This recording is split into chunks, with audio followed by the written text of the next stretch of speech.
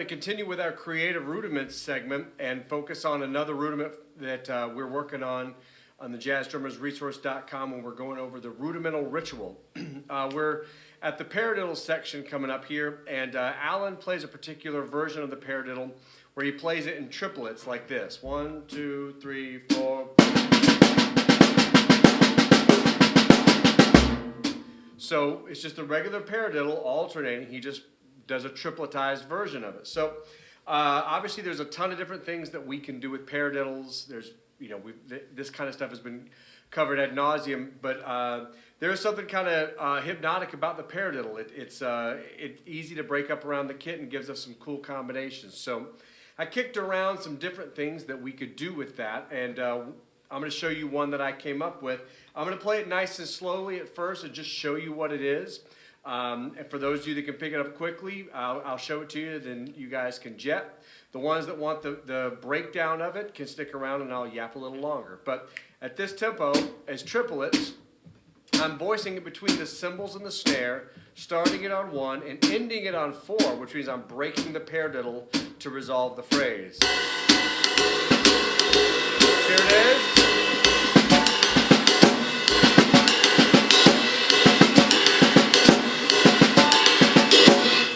So that's the phrase. 1, 2, 3, 4. Paradiddle, paradiddle, paradiddle, paradiddle, paradiddle. And it's all. The sticking actually doesn't change from a regular paradiddle. I just end a couple of strokes short.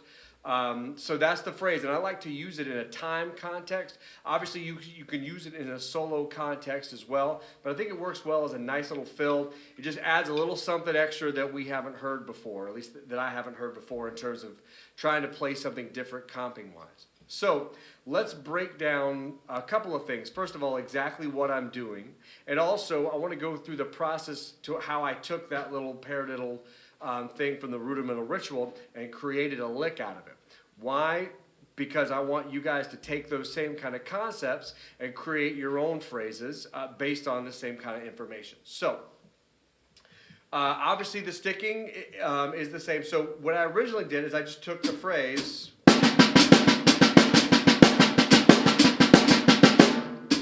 which is just all paradiddles, right? The first thing I did was I moved each downbeat, each paradiddle beginning to cymbals, and because the hands alternate at the beginning of each rudiment, I'm going to move them to the cymbals on alternate cymbals. 1, 2, 3, 4.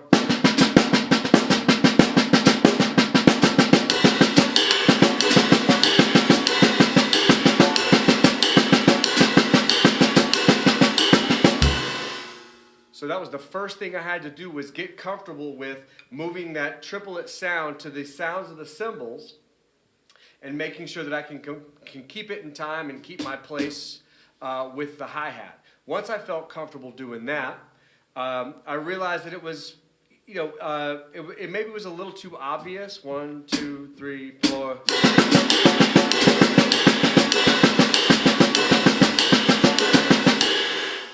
I don't know how else to say it other than obvious, but without some sort of wrinkle in it, it didn't interest me enough. I hear that too much. I hear, okay, oh yeah, he did the paradiddle thing, and he just, voiced it as triplets, and we can hear the 4/3. That's great. I don't really pick it up as something as interesting. So I was glad I had started down the path, but I didn't feel like I had gotten anywhere yet. So the next thing I did was I decided to take a pretty popular bebop phrase, or bebop version of the paradiddle. So now we're back in eighth notes, right? Paradiddle, paradiddle, paradiddle. A popular bebop version of that is to accent right, left.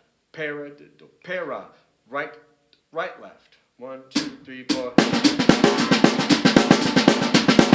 2, 3, 4. That kind of stuff. So I decided, well, let me take that same kind of phrase, 1, 2, 3, 4.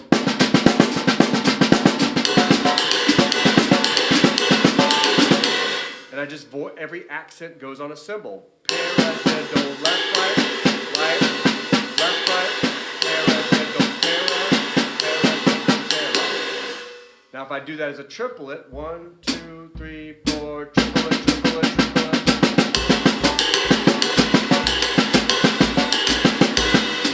Then then I can get that. And I want to loop that to make sure that sticking is clear, and then I don't lose time. I don't lose the ground pulse while I'm superimposing this triplet. The next thing I did is same sort of thing. I was like, well, that adds a little flavor to it. 1, 2, 3, 4. But there's still no twist or surprise ending to it. So I figured I needed to break the pattern at some point. So what I decided to do was essentially to create some sort of surprise ending by stopping it early. So I chose to, instead of resolving to 1, I decided to resolve to 4, to stop it early. So to stop it early, 1, 2, 3, 4, 1, 2, 3, 4, 1, 2, 3, 4, 1, 2, 3, 4, 1, 2, 3, 4. So in order to stop it early, I have to play paradiddle, paradiddle, para. So I play 2 paradiddles with that little bebop sticking in there. And then I play the beginning of the 3rd paradiddle, which is right, left. I play the para, I leave the diddle out. So if I count those as paradiddles, if I say the paradiddle, it comes out paradiddle, paradiddle, para, paradiddle, paradiddle, para, paradiddle, paradiddle, para, paradiddle, paradiddle, para. I can also count the triplets. I count triplets triplet. Everybody has a different system. 1 and or 1 triplet, 2 triplet, 3, whatever your little triplet system is. Mine is triplet, so I'm going to use triplet, triplet, triplet, triplet, triplet.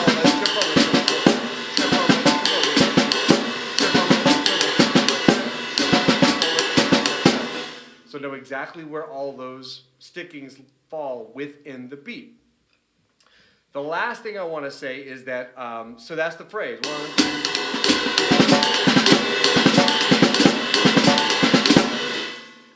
The last thing I want to say about it, however, is it's crucial that the cymbals speak louder than the snare drum. The audio here is going to be a little compressed to get it on YouTube, so it won't be as obvious when you guys are listening to it. These will sound a little bit too much the same, but live, these have got to really come out. So do your best. After you get this down,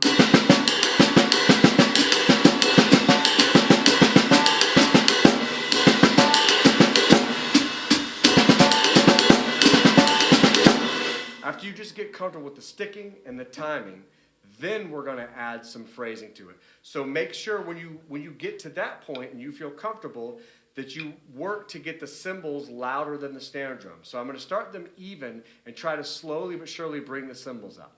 Like I said, to put this on YouTube, we got to compress the audio so these won't sound as far apart as they really should be live. 1, 2, 1, 2, 3, 4. I'll do the one note, the one measure.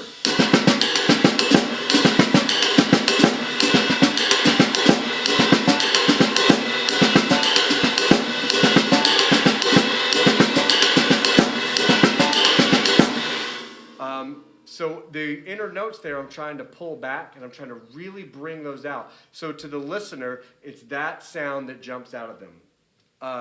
The exception being I'm resolving to 4, so that's part of the accent. Yeah.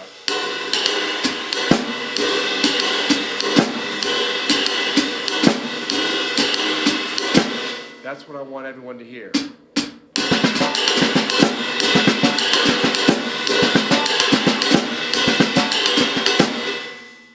So work on all those steps. Make sure your triplet paradiddles are together. First, just voice the beginning of each paradiddle so you can hear that 4/3 in triplet form over the time. Then apply that bebop phrasing where we add one more accent, right, left, right. Then shorten it to end on 4.